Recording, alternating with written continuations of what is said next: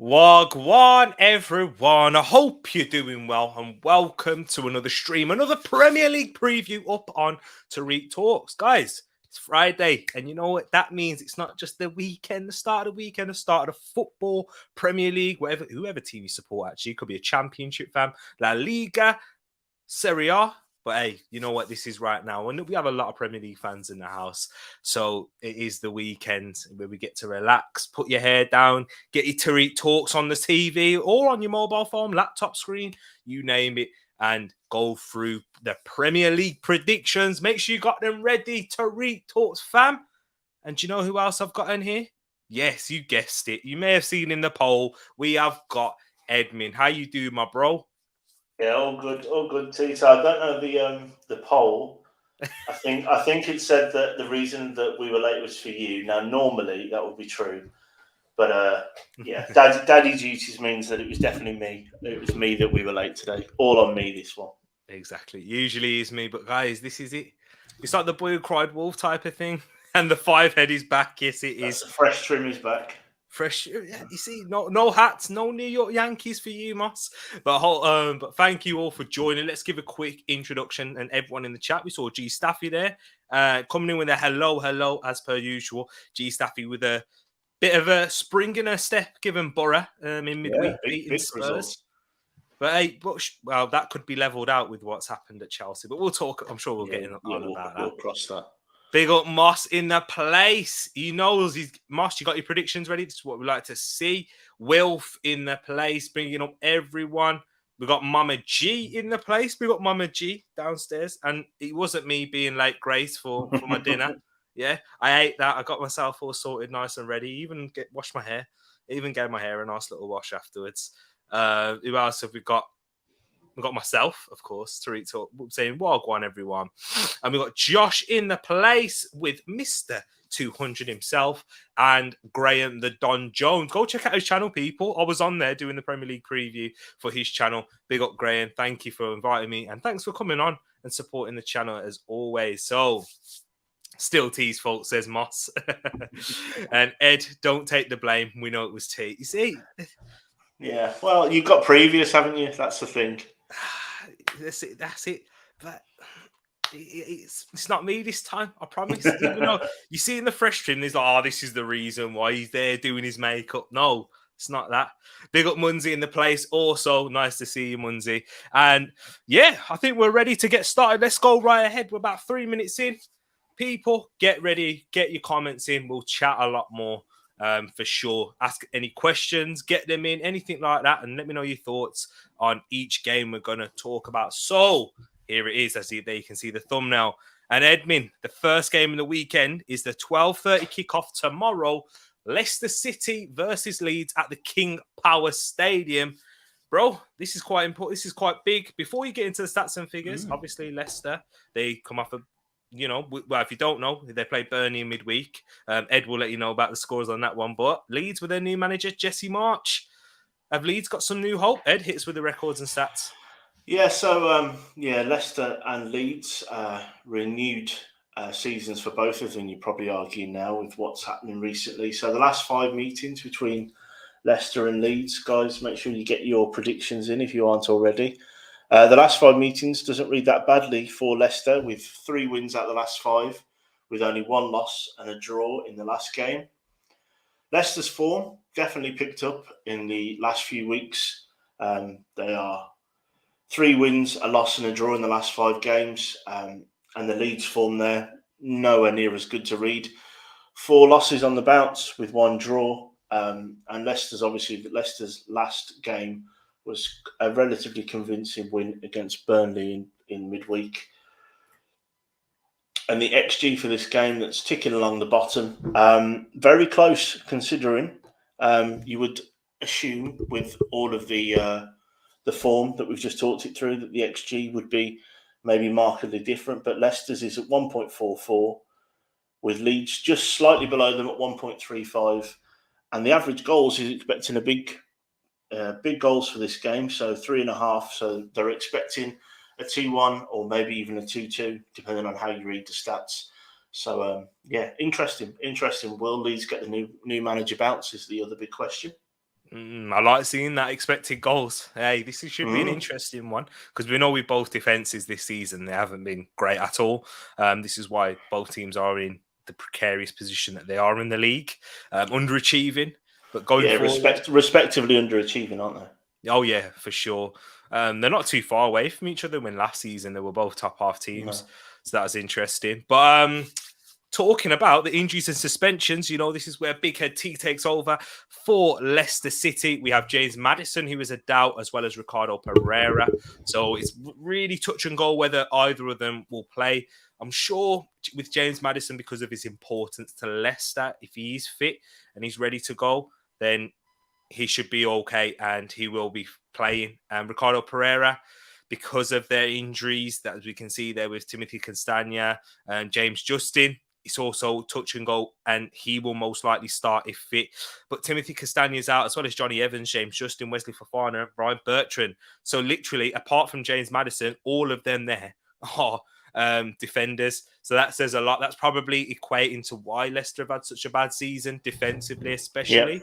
Yeah. Do you think that's the reason, Ed, with these injuries? They're big injuries as well, aren't they, those? They're not... I mean, Fofana would be an Evans first choice centre-backs, Castagna, Pereira, Justin, first choice full-backs, and Bertrand, of course, who they brought in, you would think, pushing for starting berth at left-back. So, yeah, it's huge. It's huge, that Leicester. Yeah, exactly. It is massive. But if they can get them players back, who knows why the rest of the season could go. So, yeah, no Jamie Vardy in that list. He's ready. He scored on midweek against Burnley, actually. And then for Leeds, Diego Llorente is a doubt, as well as Patrick Bamford, who could return, ladies and gents. So that could be good for Leeds. So just in time, Patrick Bamford returning for when his former gaffer that got him the England cap, got him to the Premier League, has been sacked. And also, I know you see Liam Cooper and Calvin Phillips that are out, but they're due to be back in March also. So I can imagine they might get some minutes before the international break and get themselves a little bit of match fitness. And then they'll in training when it comes to the international break, which is 2 weeks time now. Yeah, they should be ready to go for the last part of the season. And Leo Fuhelder is out for Leeds. I mean, hands up, I don't know who that is. He's a young player. He's left-footed centre back. And so left-footed centre back, never bad, are they really, Ed? No. If they're in the mould of Tereak talks, anyway. Spent a lot of time watching one in particular, so yeah. Exactly. Creambone in here. Yo, Dad, not a good start for me. Predicted team money was the reason. Or me, Wilf, and I'm not going to call you Moss on this stream, don't worry. There you go. No promises there. No promises. But everyone locked in, make sure you hit the like on that stream if you haven't done so already. Before we get into the predictions, hey T, Ed is not sitting next to you today after that celebration. I don't think I'll be ever allowed to come back, to be honest. Of course you will. Of course you will. I think I did all right with that, to be fair. I was dying inside. But... Yeah. You did do all right. A lot of people messaged afterwards and said, "How did Ed manage to not punch you, Tereak? I don't know." Hey, he's had to suffer it, hasn't he? For over the years. I'm 37. I've watched my team let me down a lot more than they've made my day. So I'm always all right with it. If Ed was a Man United fan, I think it might have been a bit different. I think maybe I'd be coming on here a little bit. If I was a Man United fan, I wouldn't be here right now. You see a little dig there? I love it. I'm all for it. Apologies, United fans. You can come right back at me. 13 matches or 10, Ed? No, we're doing all of them. We're doing all of them. Yes, we are. You've got that, Moss. Don't you worry about that. This is why you need to get your predictions ready, people. We've got the double game week also. Forgot to mention that one. Switched over here. Love that. Josh will do. And so, in terms of predictions, let's have a look at what you guys have put in. Josh has come in with a 3-0 Leicester City win. That's a big one. Will thinks it's going to be a 2-2. I think the new manager bounce will come into effect.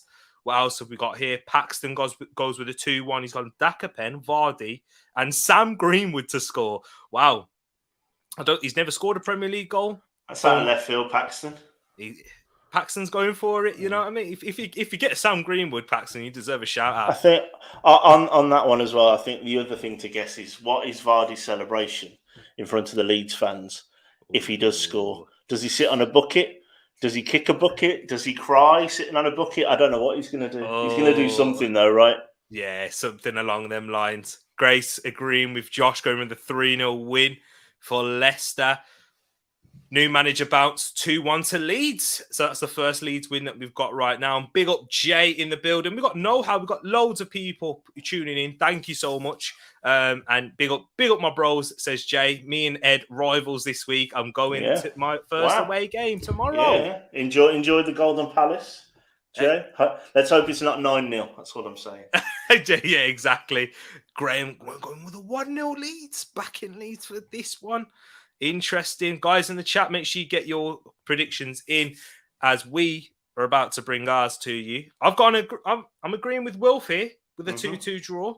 I've gone with a 2-2 draw myself. I think that both sides defensively, they lack a lot going defensively. And going forward, I think there's threatening players from both sides. Of course, you've got Rafinha, who scored 9 goals for Leeds. Jamie Vardy scored 10. Even though he's spent the majority of the season injured, and even though it's not been James Maddison's best season, if he's fit, I'm sure he'll get in amongst the goals, whether it's through assists or scoring himself. But he's got 7 goals to his name, so that's decent. That's a decent return for not a great season for both of them, in all honesty. But Ed, why have you gone for a Leicester win? So back in like Paxton here. So Wilf, one of the OGs, is going with you, and another OG, Paxton, is going with me. I think Leicester's form, I think they're doing all right. I don't see them keeping a clean sheet because of all those injuries that you just talked about. It might be a little bit too early for the new manager bounce. I quite like Leeds. I was a fan of Bielsa. I think you can see the outpouring of love that he's had from both fans and players shows that although I think it was the right time to go, you could argue. He clearly has left an amazing legacy there. But I just see Leicester nicking this. I think Maddison is a doubt, but obviously they've got Jamie Vardy potentially back and starting. That's worth a goal in some games. And I see maybe Vardy harrowing some centre-back for Leeds down and nick it in and getting a goal and getting them off and running. But I just don't see Leicester keeping a clean sheet. Yeah, I don't see either side keeping a clean sheet. And with their defensive injuries, I think Leeds may nick a couple at the least, really. But I also think Leeds will concede a couple given their defensive issues this season. But you know what? The main reason why I've gone for a draw is because with Jesse Marsch, little knowledge on him at all. But what I have seen from him is that because we know when we see Bielsa, very aggressive, similar Jesse Marsch in that way. From the research that I've seen, Bielsa was very aggressive in attack with his forwards, pressing up high, leaving gaps in behind. Whereas Jesse Marsch plays with an aggressive back line, so a really high line, similar to those of Klopp, what we see with Klopp type kind of doing.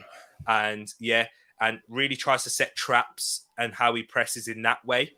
So not as gung-ho as Marcelo Bielsa, which will still suit this Leeds squad and the players that Marcelo Bielsa has done well in the Premier League with. So maybe I think it should be a easier transition than what people anticipate.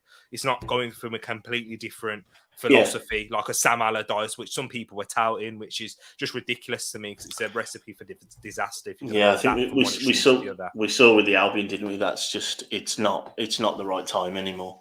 Exactly. He's had his day.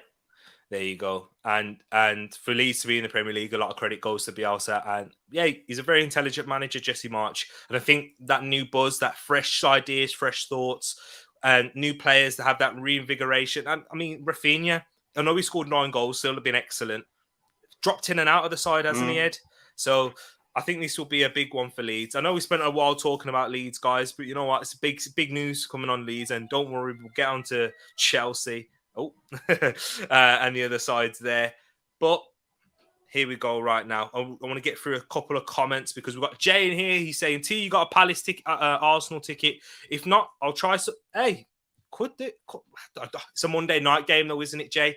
I don't think I'll be able to make it. I I'd have to try and book some time off work then. But yeah, big up. Well, you got me on. I did on New Snap. There we go. We'll get talking on there. Appreciate that one, Jay. But yeah, Palace Wolves derby, exactly. That was coming up. Don't worry, people. But yeah, Moscow in March will be okay. As he laughed off Ted Lasso comparisons earlier on.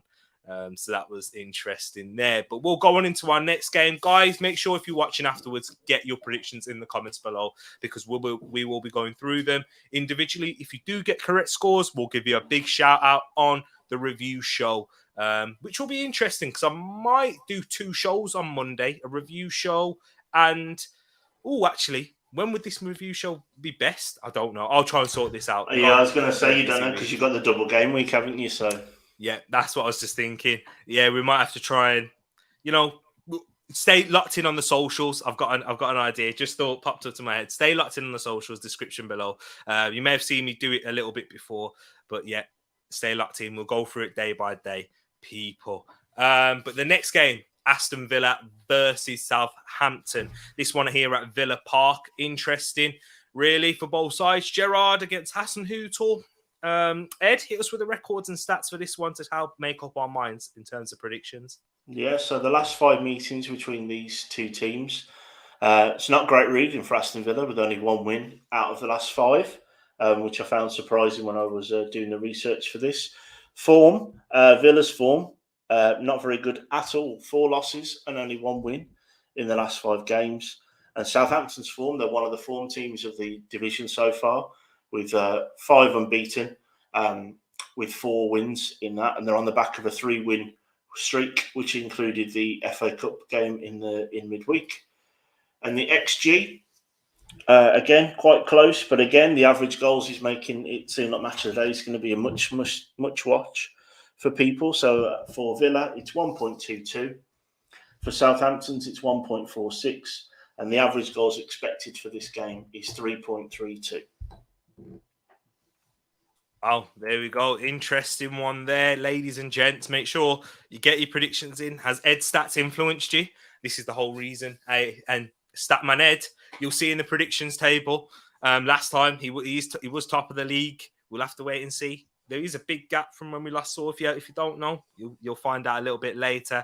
But thanks for that one, Ed. We're going to talk about into the injuries for both sides. For Villa, we have Bertrand Traoré, who is a doubt, so he could be coming back. I know he played in AFCON, but before that, he wasn't playing too much for Villa, and then he seemed to pick up another injury, so he probably went to AFCON with an injury. In all honesty, and he performed well with Burkina Faso. But we've got Carney Chukwuemeka, who is out, as well as Marvelous Nakamba. And for Southampton, ladies and gents, guys, Mohamed Salisu, a doubt. Mohamed El-Nunusi, a doubt. And Carl Walker-Peters, a doubt, as well as Shane Long. So really the main ones there is Salisu, Walker-Peters being doubts. They've been stalwarts and a huge reason why Southampton's form this season has been fantastic. So those 2 players being a doubt, the Southampton are going to have to hope to have them playing because, when we go into that mid-table spot in the Premier League, the squad depth isn't the same as it is at the top of the league in particular. But yeah, do you know who the top goal scorer is out of these 2 sides, is Ed? Off the top of your head? Would it be James Ward-Prowse by any chance? No, he's got 6, and one player who's got 1 more than him is Che Adams. With 7 goals this season. Yeah. You wouldn't think that, would you? Given the stigma around him. Yeah, people don't think he's a finisher, but I don't think you can sniff it. He's probably going to get around 10, 11 goals for the season. Yeah, that's not bad for a team. Not bad for a team in that position. It's true. It's very true. But let's have a look at your predictions before we get into ours, people, right here. So, what have you guys said? Let me go into it. So, Daddy and the Don, big up Daddy and the Don. But if anyone to win, it will be Saints. It's gone for 2-2 draw right there. Sorry. Just working through it now. Saints are rolling 8. Yes, they are. Where are they in the league, Ed? Where is it? I'll look it up while you carry on. They are. It's 9th, actually. 9th. I've got the screen on here. They're not doing too badly, I don't think. 9th. So, yeah, not doing badly at all. 1-1, says Paxton. Southampton, Watkins and Mings own goal. Hey, Paxton. You know my thoughts as Jonathan Mings, Tyrone Mings as a defender. And Moss is also agreeing with you, Paxton, going the 1-1 draw there. Watkins and Broja with a goal. 2-1 Saints. Stevie G won't really get going till next season once he has had the transfer window under his belt. Grace agreeing with the likes of Paxton and Moss, going with a 1-1 draw. 1-1's definitely winning at the minute for the TTF. We've got 3 1-1s, which is big. Big swing. And then Che Adams, me and Wilf rate him. Yeah, decent, fair. You know what? He's not a bad footballer. It's just really in front of goal. But he's doing well this season. 7. There's not many players who've scored more than him. And Josh going with a 2-1 Villa. James Ward-Prowse screamer, which Ed will be there cheering for. Coutinho and an own goal.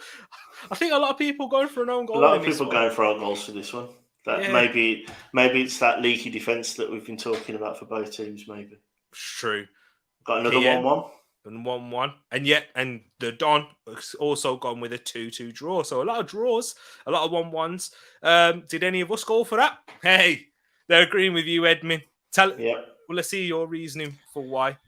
I'm going with the stats on this one a little bit. Both teams expected to score 1 or 1 and a bit goals. I see this being sort of a drab 1-1. I think that both teams will want to pick up more points, but they'll both be happy with the point. So I see this being sort of a Southampton maybe with an eye on the cup at the midweek. They obviously changed the team around a lot in the cup, which actually worked out well for Hassan Hutel. And I think Villa need to stop the rot. So I think they might be a little bit more defensive in this game and try and soak up some of the pressure. So I'm thinking Danny Ings might score against his old team, not celebrate, even though he's only there for a couple of years. And potentially, someone from Southampton. Maybe it will be a James Ward-Prowse penalty, free kick, something like that to make the difference. Good evening to Ryan as well. Good evening, Ryan. Hope you're doing well. And good evening to all of you in the TTF. 2-1 Saints. So we've got, I think, who was it? Wilf that went for a 2-1 Saints win also. For me, I've gone completely different. And my biggest reason for that is Southampton. They've been on a good run. I don't see teams like Southampton in the league being able to manage it consistently. Out of their last 5 games, picked up 3 in the Premier League, 3 wins and 2 draws, as Ed brought us earlier. I don't see teams being able to sustain such a good run of form like that. They've already got 2 wins on the bat, so I'm going for a little different here. I'm going to go with a Villa win, who haven't had a good run. There it is right there. Lost 3 in a row. That's poor. Really. So I think Villa will start to pick it up now. The little teething problems that Steven Gerrard has had to fix. He gets to know his squad a little bit more, the issues, and he'll get them sorted. And Southampton, another reason, the cup game and the injuries off the back of it. So I think Southampton will lose this one. Let's go into the next game, and that is Burnley versus Chelsea. The game at Turf Moor. Just before. Actually, before we go into the stats, or talk about it now with the Abramovich? Yeah. Let's get into it before we probably get into the stats of it. Oh, yeah. What's your thoughts on it? What's your thoughts on Chelsea? My initial thoughts when it happened was it was shock because it was shock in a way because of the timing and how quickly it's happened. Yes, we know in a political sense it's the right is what's had to be done because of the sanctions that's been placed onto Russian oligarchs in the UK at the moment in time. But for it to happen so quickly, I was kind of shocked. I've always kind of said to Chelsea fans in a little banter, tongue-in-cheek type of way, hey, wait until that day comes when Abramovich decides to pull the plug. We have to see how Chelsea really are there now. I think it's better for football, if I'm going to be honest with you.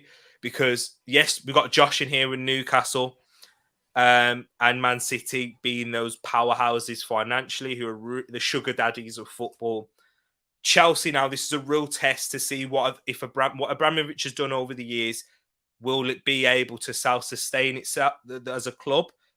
And when I don't just mean self-sustaining, I mean, are they going to be able to compete for the best trophies?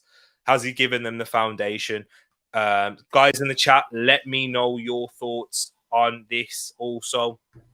because I think it's much better for football. I'm going to be real, and I'm taking my Arsenal hat off of it because we're going to see how Chelsea are going to operate now. As it's going to open up everything, all the flaws. They can't be sacking managers. They can't be going in the same way that they did previously. The sales, they've got a very good academy, Chelsea. So there is a lot of potential for them to, be on the likes of and still compete with City, but just in working in a different way. And it makes the league more competitive because, Chelsea, they could sign a Lukaku, sign a Werner. Let's get Lukaku in for 100 million. Like, do you know what I mean? Like, they can't do that anymore. And it's going to be a real test of the club structurally and the managers. They're going to be given a lot more time now. What's your thoughts, Ed? Yeah, I find it difficult sometimes to separate Chelsea from the politics that it comes with. I think everyone knew from day one in 2003, Abramovich didn't get his money from legitimate sources. He definitely profited from the old USSR regime and the oligarch situation. And Wolves were in the Premier League in 2003, that first year. We made it through the playoffs. We weren't a very good team. And it was weird to see what you always assumed at that point is that a game of football is a game of football, right? Boreham Wood can push Everton for 57 minutes like last night. And you would expect that a Wolves team that had some good players in it at that time could do something. But we couldn't lay a glove on them because all of a sudden Chelsea had gone from being this cup team with a few good players and a bit all over the shop because they were sort of in the nice area of London, a bit posh. They had Hernan Crespo out of nowhere. They've been able to sign these big name players that wouldn't have batted an eyelid at Chelsea beforehand. Now, there's going to be people your age, you're 23, all you're going to have known is Abramovich, right? 19 years. It'll be interesting to see because the Chelsea before Abramovich were an eighth of what they are now. They, like I said, they were a cup team. They had a bit of money behind them, but not very much. Moss, Wilf, anyone that's over sort of 30 will remember Stamford Bridge pitch come November till about March was sand. It was that bad because they weren't known for playing good football. And it did ruin Premier League football in a way. It's also made it, having those amazing players in the Premier League means that the other teams that were big had to step up their game. But it did ruin football all of a sudden. Like you said, this blank check that came out. Like you said, well, let's buy Werner for how much he cost. Let's buy Havertz for how much he costs. Oh, and then by the way, that's not necessarily working out. Let's splash 100 million on Lukaku, and that's not working. And about 2 months ago, it was going to be, well, let's send him back to Inter and pick someone else up for 60, 70, 80 million. Let's try again. That can't happen now. So it'll be interesting to see. There's going to be a power shift. You're going to see in this maybe teams that have been on the periphery, like your Arsenal, who since Wenger have been, punching and trying to get back to where they, their history tells them they belong. Maybe this will move things on a little bit more. It will change the playing field, and I think that should necessarily be a good thing. Again, no hate towards Chelsea, not sort of laughing at people in this situation. We are where we are because the politics is horrendous. It's much worse than any football-related rivalry you could have.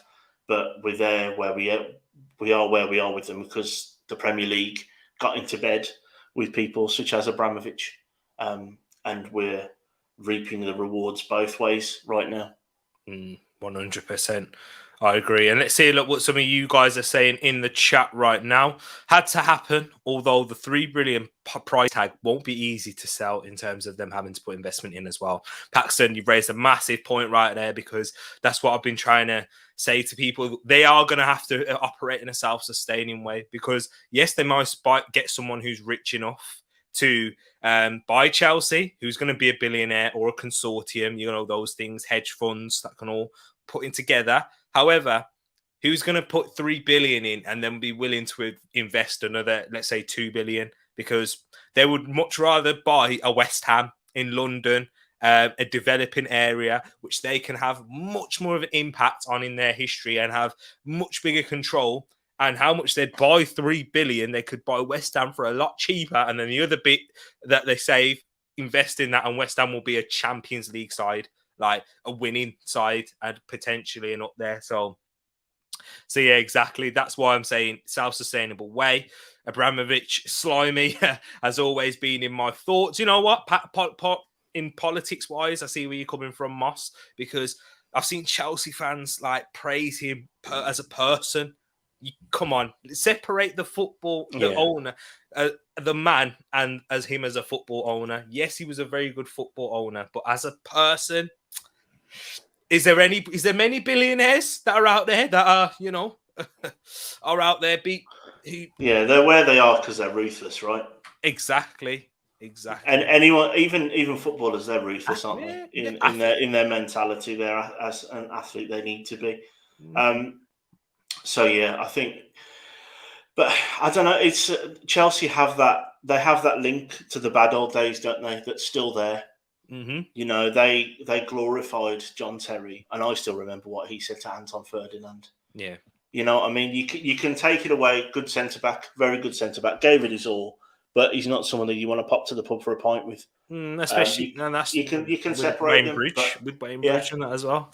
So yeah, it's Ryan Giggs also for Man United. And Josh saying, I don't think he should have been able to sell up now.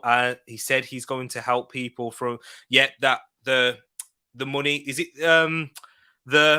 because the debt, the 1.5. But it's only the net profit he's giving, by the way. Okay. Which is and also this where he said he's putting the money, this fund, it doesn't exist yet. So he's making a promise that the net profit of whatever he makes from selling the club will go to a fund to help the Ukrainians and the Ukrainian fight in their country for supplies and stuff, to a fund that doesn't exist yet.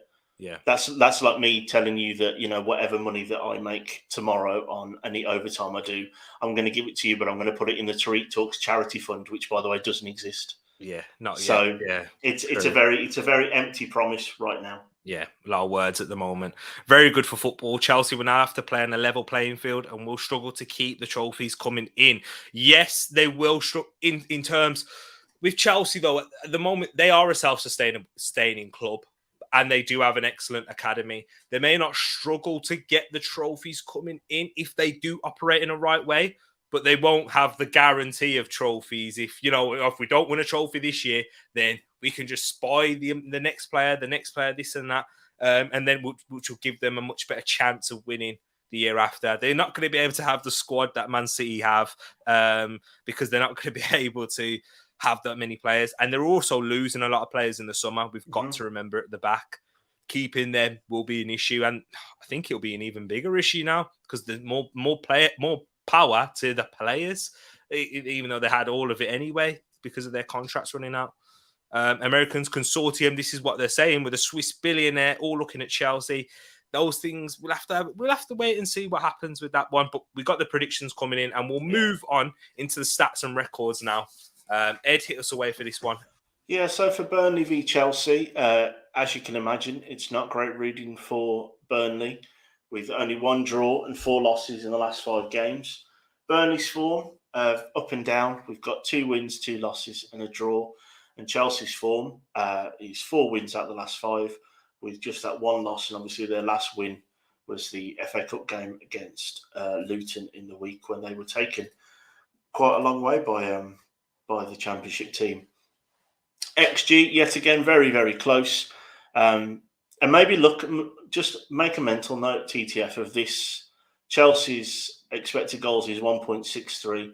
Wait till we look at Liverpool and Man City's later, and we'll maybe do a touch on how ridiculous those 2 teams are.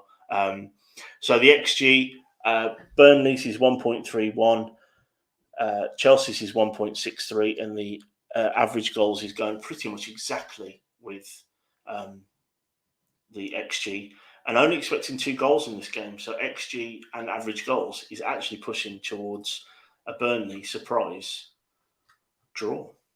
Wow.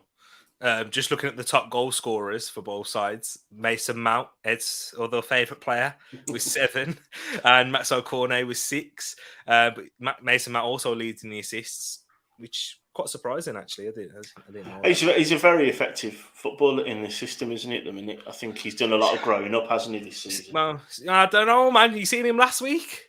Yeah, but young players still do what young players still do, isn't it? And I think that my issue has always been with Mason Mount that I don't want him to become one of those players that would be a better player if he didn't think he was such a good player already. Yeah. I think, like I've said before about Mason Mount, he's one of those players that if he was half as good as he thinks he is, he's twice the player he actually would be. Yeah, and that's what I feel about Mason Mount. Fair enough. And right here, what we have right now, people, let me just get this one off the screen so you can see the Burnley ones, and so I can see it as well. Injuries and suspensions. We have Ben Mee, who is a doubt, as well as Matej Vidra, Dale Stevens, all being doubts right there. Ben Mee, it's going to be important that they get him back fit. Eric Peters is out, as well as Johan Berg Goodmanson. The big one there, as I said, was Ben Mee. Dave is a doubt for Chelsea. Who's David? Who is Dave? That's Aspilicueta. I can say his name these days. There we go. Say's out Aspilicueta, but I just thought I'd put David there because I was rushing for time when I was sorting this. Yeah, it's a very long name. It is. I make sure I'm very fussy like that. I have to spell people's names correctly, otherwise it bugs me. We have Andreas Christensen, who is a doubt, and Ben Chilwell is out right there. Andreas Christensen, who just at last minute dropped out against Liverpool in the Carabao Cup final. But guys, let me have a look at your predictions in the chat right now. We start off with Paxton, who went with a 2-1 Chelsea win with Weghorst, Havertz and Mount. So Mount to extend his being at the top for Chelsea in their goals and score 8 there. Will said Ed totally remember Chelsea back in the day. See, my football memories is just seeing them, be what they are today. Moscott went with a 1-1. Think I stated, and apologies if I annoyed any Chelsea fans, but the truth spoken sometimes. It's all opinions, ain't it, man? And you know what? When you're talking about, if we talk, as I said, in those certain ways, there's points, there is. 3-0 Chelsea. Wow, that hurt. Big up Wilf right there. And then Josh has gone 1-0 Burnley. Weghorst, why did we get Wood when he was up for grabs? You know why you got him, right? You got him because he was a proven goal scorer in the Premier League, and you were weakening Burnley. It made sense at the time. Don't have regrets just because Weghorst has come in and done all right. I think you need to remember that buying Chris Wood wasn't just buying a Premier League striker that scored 10 goals a season. You were taking a player off a team around you. I think it was quite a shrewd move, I do. Yeah, there you go. And there's Ryan also saying, 1-1 draw. Agreeing with yourself, Moss, right there. And in terms of the predictions that we have got right now here, I've gone with a 2-0 Chelsea win. Ed's gone with a 1-0 Burnley. Can I just say this, guys? When I was putting down these predictions, I thought every time me and Ed have gone against Burnley, what's happened? They've only gone and won or grabbed a point. A point. So I'm hoping it carries on in that way. But yeah, we're both expecting a Chelsea win for me. Yeah. And Ed, let me know if you got any more to add on. It's just with Burnley, I see them struggling to score against this Chelsea defence. And I think once Chelsea get one, it'll allow them to score another. I see where you're coming from with that. Oh, sorry, I didn't mean to do that. I see where you're coming from with that, just grabbing the one because they are struggling to score goals. I've said 2, not because I expect it'll be that one goal that they'll score and then maybe another on the counter when Burnley are trying to push. Do you know what I mean? Mm-hmm. So, I see. No, I see this being a bit of a smash and grab. I think Burnley going to try and do what Burnley do, but I see Chelsea. I just see the class slightly outshining. The only thing that's made me think twice is I didn't know about the potential injury to Aspilicueta, and he's obviously important to their defence and Marshall in that defence. But we'll see. Moss saying good when it's a draw because Moss wins. Exactly. Big things coming up next season for individuals in the TTF. We'll get something sorted. So yeah, we're looking forward to that. Things in the pipeline. Yeah, looks like the TTF at the minute are going for a 1-1. So this would be this would be a point swinger in the predictions table. For real. I mean, and we'll see what it's looking like now. I'm just saying, keep your eyes, stay tuned for it. It's interesting. But we'll move on into the next one. We've got Newcastle. We've got Josh's team. Newcastle United versus Brighton and Hove Albion. This one here at St. James's Park. Ed, records and stats for this one, because it's quite interesting for both sides. So it's a long trip for Brighton fans this weekend to go all the way up to Newcastle. The reading for them doesn't look particularly great, with 3 draws and 2 wins for Newcastle. Three draws and 2 wins for Brighton in the last 5 games. So there's been no wins for Newcastle in the last 5 games. Newcastle's form, unbelievable. Night and day from where we were at the start of the season. Unbeaten in 5, with 4 of those being wins. And Brighton's form, going maybe the other way, they have 4 losses and only 1 win in the last 5 games. So the team that couldn't stop drawing has stopped drawing. And the XG for Newcastle against Brighton, again, very, very close. Barely anything between them. 1.42 expected goals for Newcastle, 1.33 for Brighton. And the average goals, again, almost 2.75, so 2.73. So between 2 and 3 goals expected for this game. So goals expected if you listen to the stats.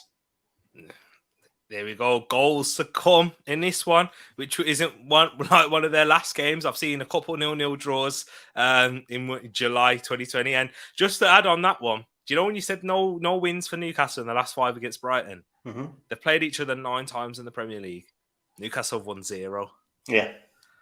Mad. That's crazy. So, Josh, not good reading for you. That's all I'm going to say. But the XG will say something different, because you're slightly edging it on the XG in terms of for both sides. So we'll get into that one for the injuries list right now. So as we can see, people...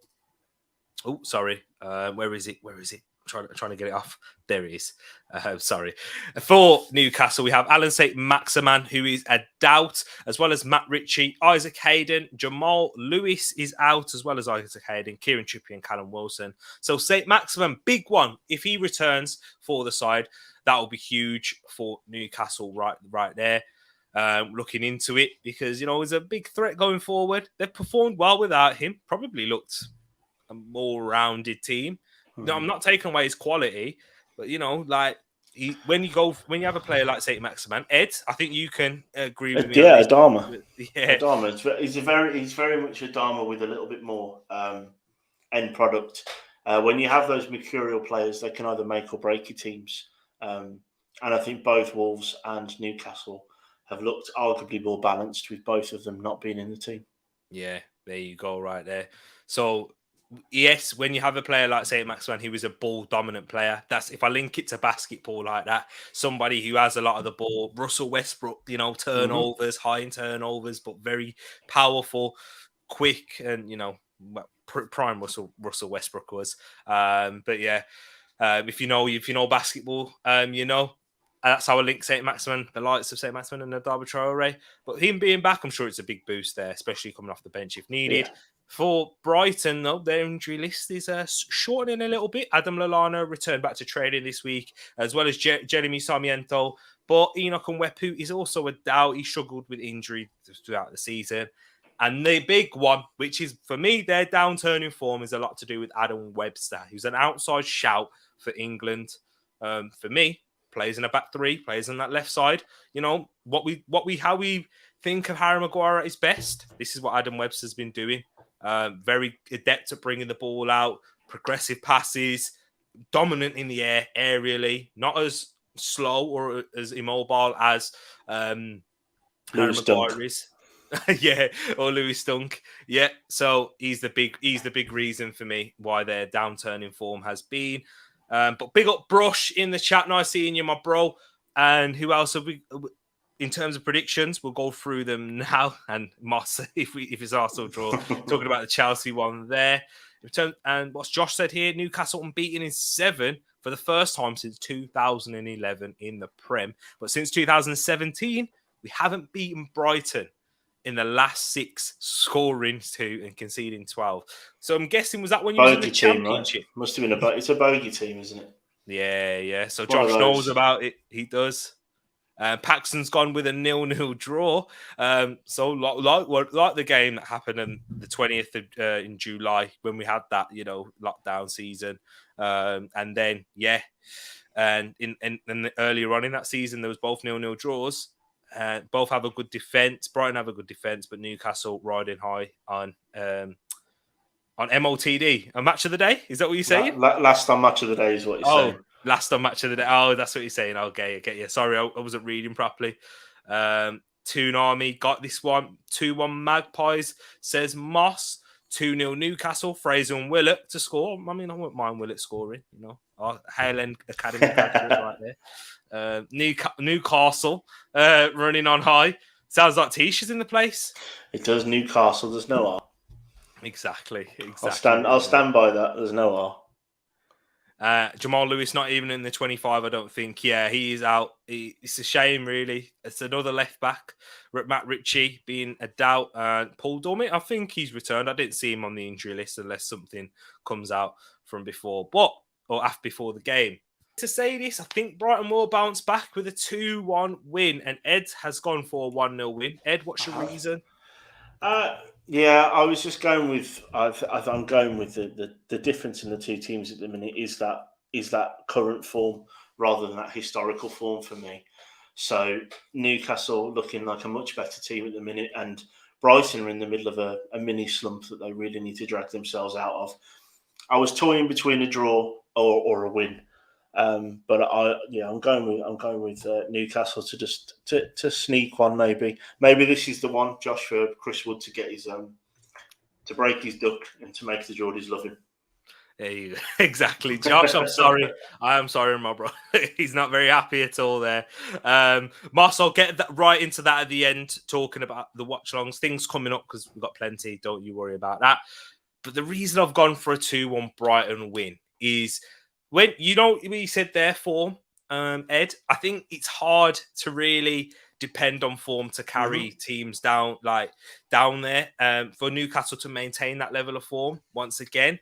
So I don't trust form for these sides, and Brighton are a decent side on their day. I think Potter's a clever enough manager to work out the issues, make sure he adjusts his team in the right way to pick up those wins and, improve their performances.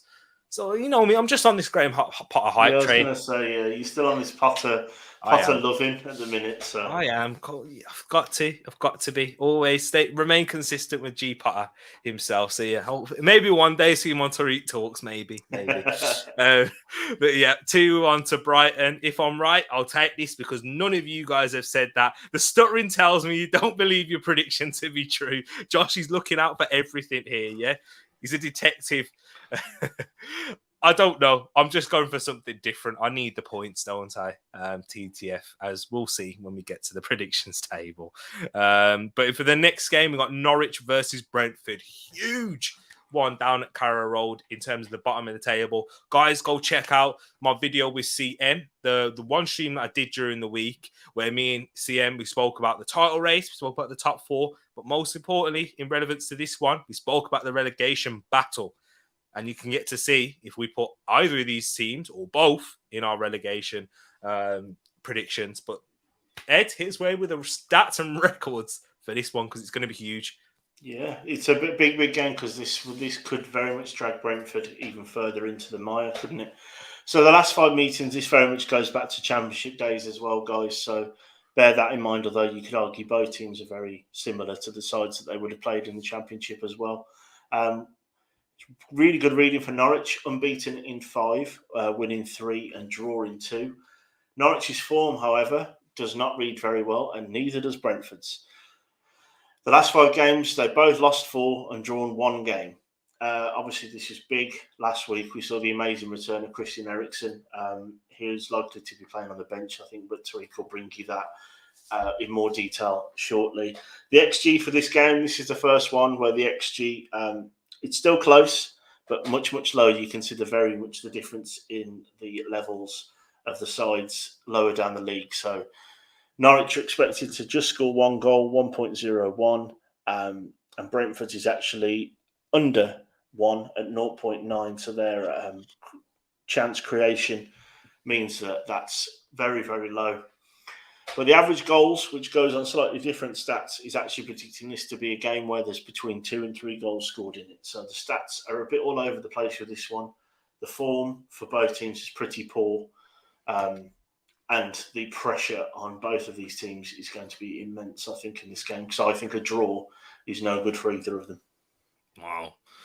You know what? Even the stats saying that the stats can't even predict when it comes to this. At this point in the season, the relegation teams down there pick up mad points, as we saw Watford last week against Man United. I'm hoping the same don't happen, but for when we play them this week. But Norwich versus Brentford, a proper relegation 6-pointer, given the position both teams are in. And here's the injuries and suspensions. For both sides. 3 players who are out or doubts for Norwich and Brentford. Ozan Kabak is a doubt, as well as Adam Ida, who is out, and Andrew Omobamidele. So Ozan Kabak, kind of a big one there into that back line for Dean Smith's side. Josh Da Silva, who is out with that suspension for the red card he picked up against Newcastle. Tereak Fosu is out, and Julian Janvier. So that Josh Da Silva being out, Suspended, it might mean, right? Suspension, red card. Did you see that one? Yeah, I did. We probably don't want to talk too much on these, but I didn't think it was as clear cut as everyone seems to be making out. I think he was clearly trying to shield the ball and mess it up, right? I think you're right. I didn't see it as being sort of a. It was a red card. It's a red card in this day and age where he stood on the player.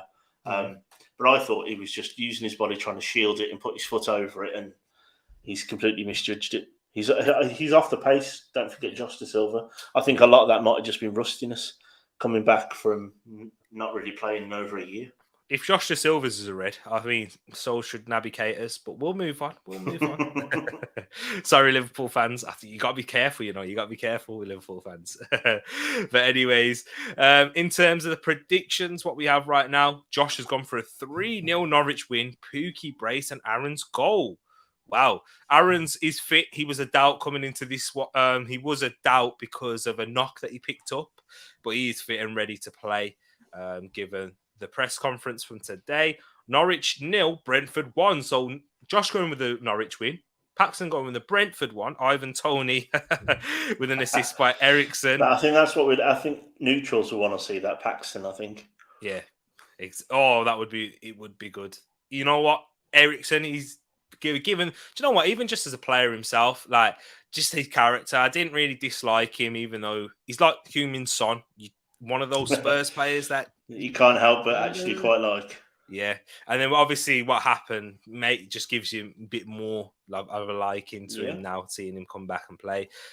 Moss gone with a 1-1 draw, and then Wilf, the so far deciding prediction, guys. If you're watching afterwards, make sure you get yours in below. Norwich 2, Brentford 1. Brentford are falling off a cliff. Where's Ivan Toney's comments now? Not gonna lie, I'm laughing talking about Arsenal. We've got that chip on our shoulder now, Ed. Ruben Neves, you saw what happened. Yeah, but if he was to come in the summer, you'd all be loving him. So of course, oh yeah. Links with Barcelona, by the way, but we'll get to that when we talk about Wolves. We'll get to that. He's not going anywhere. I told you. Brentford. I've gone with Brentford to win 2-1. So I think I'm agreeing with Paxton in that Brentford will win, and then you're agreeing with the likes of Josh and Wilf saying that Norwich will win.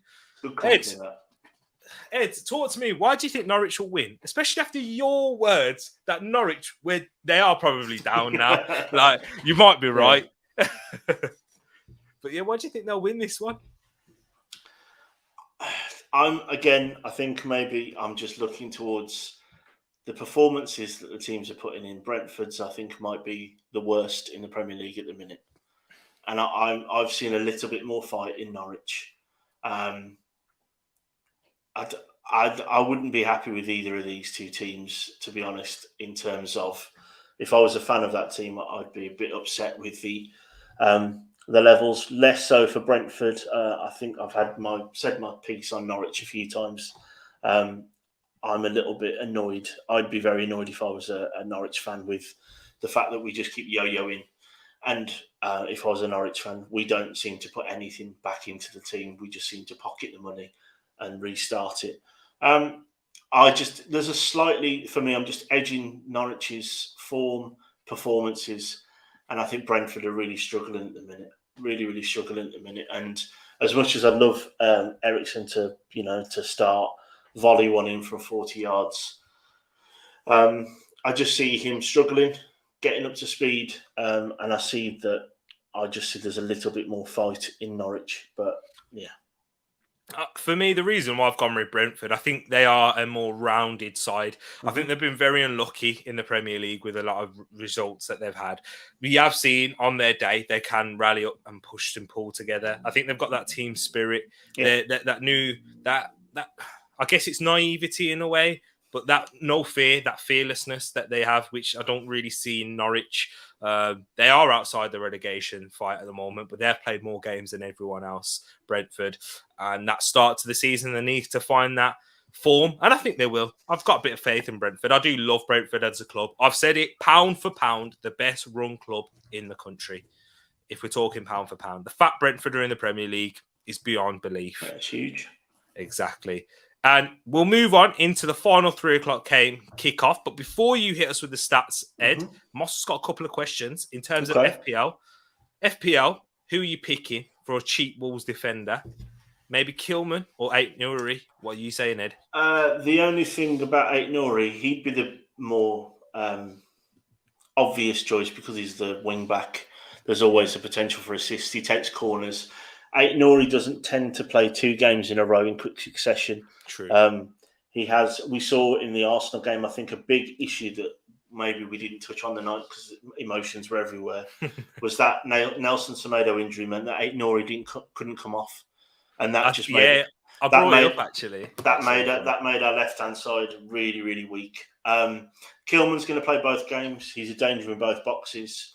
Cody goes forward as well, and so does Saïs. I think whoever's cheaper of the centre-backs, I would pick them up. I can't guarantee for you who's going to play right wing-back, or else I'd tell you to get Semedo. But obviously, there's a potential he may not be back. So, yeah. Keanu Hoover, didn't think he looked great against West Ham. No, he looked very poor against West Ham. Yeah, he looked like a very much a player that needs a loan. And we don't necessarily have the squad to do that at the moment. So I don't think he's a right wing back either. No, he's a right centre back. Yeah, he's a right centre back because he's quite tall, or he's an old fashioned. He's played better in a back 4. Yeah, similar to like a Tomiyasu type of right back, but you couldn't play him as a wing back because he's not good enough or dynamic enough going forward. So I do see Kilman played every game this season. So he just easy shout. Kilman, Cody, they both go forwards. Saïs has scored the most goals, however. So he's don't not sleep. That cheap though, is he? He's 4.8, I think. 4.9. He's less than 5, I think. Maybe the goals. Yeah. Maybe the goals have made it go up a bit more. But yeah. But there you go. And finally, how about Adama? What's your thoughts on that? He's been lighting it up. Of course he has. He's playing against budget right backs and left backs. Of course he is. And no one. I don't think anyone would have watched Adama. He's a fantastic talent, but he's playing in a much weaker league. Let's be honest. Talk to me when he's doing it against teams in the Champions League, in the Europa League, good teams, and then we'll talk. Took too long, Tyreek Mitchell. Give us 2 seconds. Give us a minute, Moss. He's made the decision now.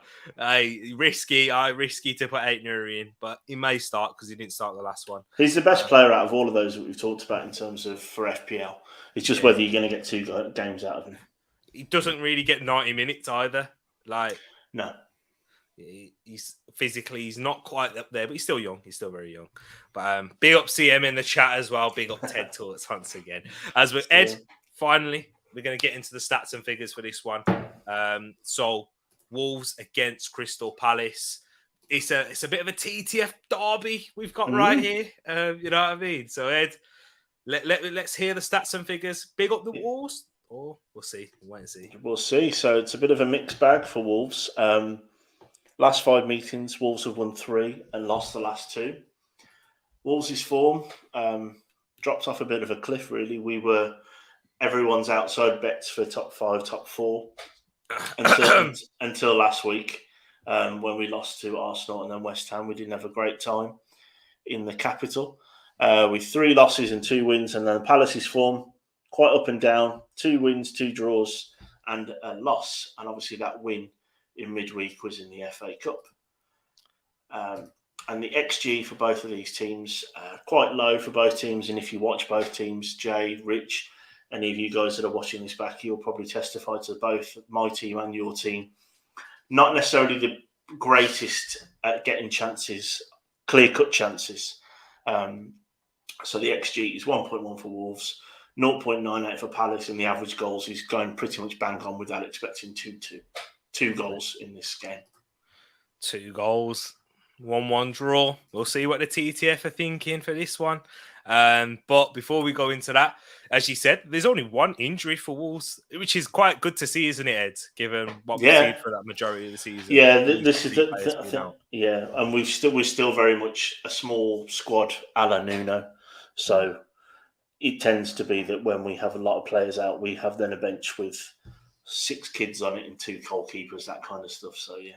Yeah, and I just want to ask you this as well. What was your thoughts on Bruno Lage making so many changes? Because we haven't even spoke about that, like against West Ham. I think it was always going to happen. I think the Arsenal game, I think, was quite demoralising.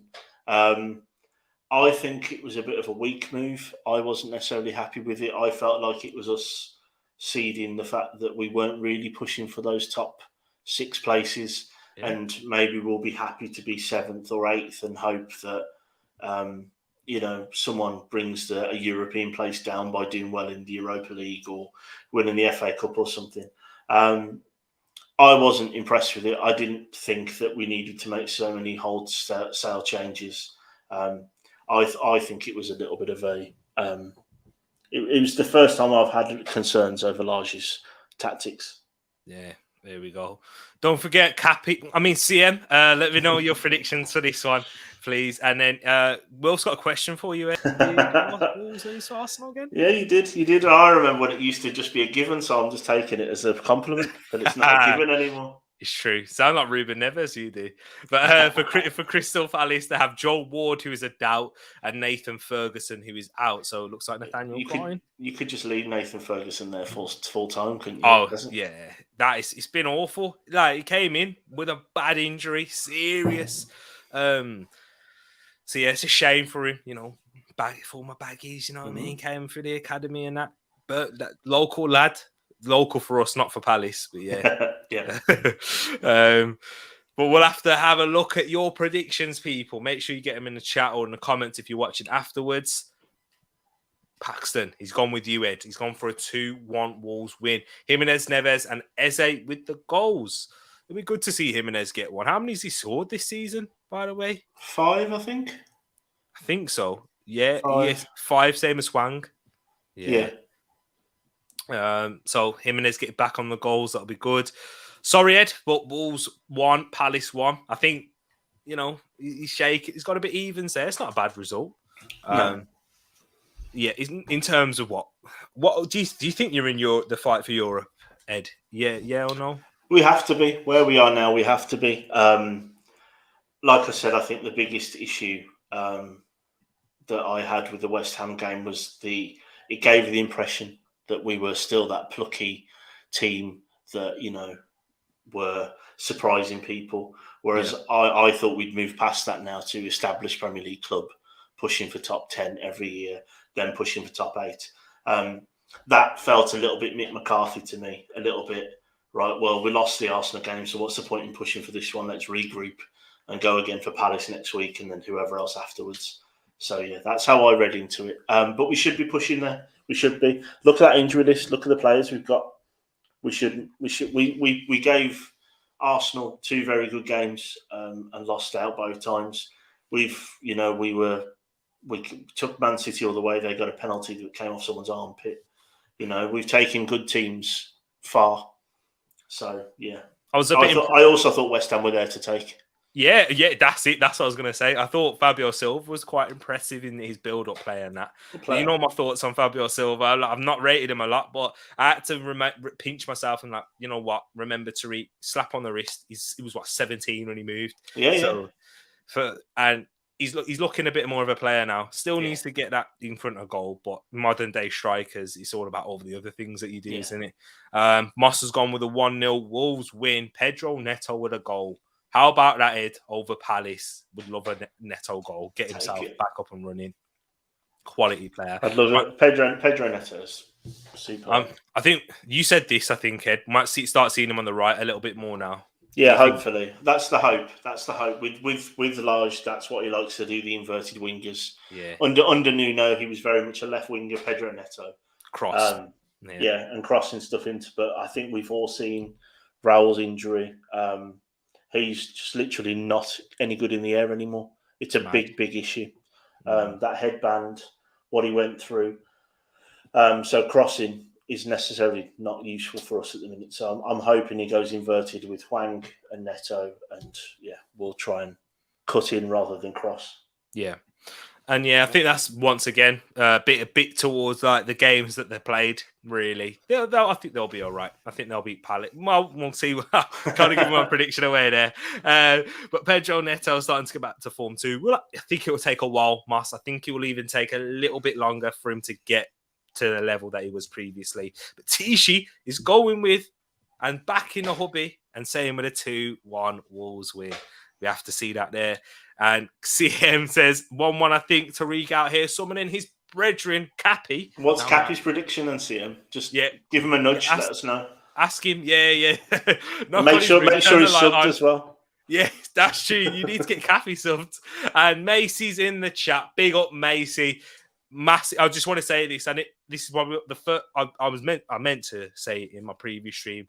Massive congratulations for getting Diamond Set onto your channel. It was amazing. Macy, you're doing big things. Keep smashing it and go and subscribe to Macy. Devils United talking Manchester United, as you can imagine, but not just the men, the women's also. They've given you good eyes and perspective on that one. Big up Macy right there. So I did go with a 2-1 Wolves win, agreeing with Paxton. Great minds think alike right there. I do think Wolves will edge it, but it looks like Edmin is agreeing with Wilf. So there's agreements in the family, but a bit of disagreements between us two right now. I think you will take it, bro. I really do. Palace, they are a good side, and it will be an interesting game. I said I think this was going to be one of the top ones on Match of the Day because of chances created. I think Palace going forward on the counter-attack, they'll cause you some issues. The likes of Elise, Zaha, Eze, if he gets back into form, a bit like Neto, you know what I mean? Pedence, there's real attacking players, quality players for both sides on here, but I think you're the better side. Cappy saying 3-1 Wolves. He's got beef with Rich, that's why. Fair enough.